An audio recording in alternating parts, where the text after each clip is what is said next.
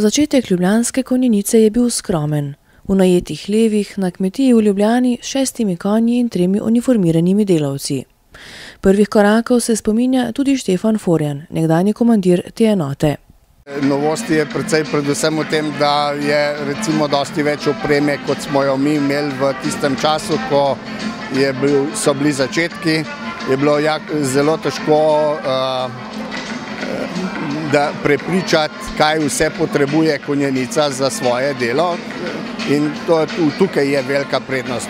Po drugi strani je bilo pa v tistem času nekako lažje vse, tudi pri nabavi konj, pri samih financah je bilo malo lažje, ker smo bili enostavno nismo bili v času recesije. Danes je postaja konjeniške policije Ljubljana področna policijska postaja z 20 zaposlenimi in 11 konji. Ja, spremenila se je ogromno, spremenila se je način jahanja, spremenila se je način razmišljanja, oprema, konji, pravzaprav se je veliko spremenilo. Najpomembnejša naloga policistov konjenikov je zavarovanje vseh vrst javnih zbiranj, športnih prireditev, protestov in demonstracij, na katerih se lahko pričakuje množično kršenje javnega reda in miru. Praktično naš spekter dela je varovanje državne meje, patruliranje po peščevih površinah in površinah, kjer se z vozili običajno ne da ali pa ne sme.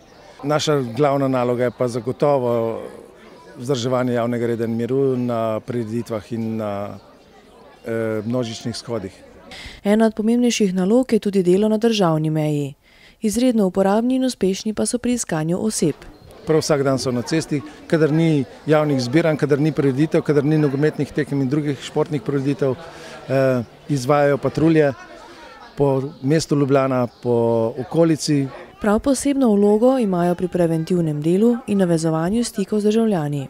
Za policista konjenika ni primeren vsak. Sicer imamo kar zahteven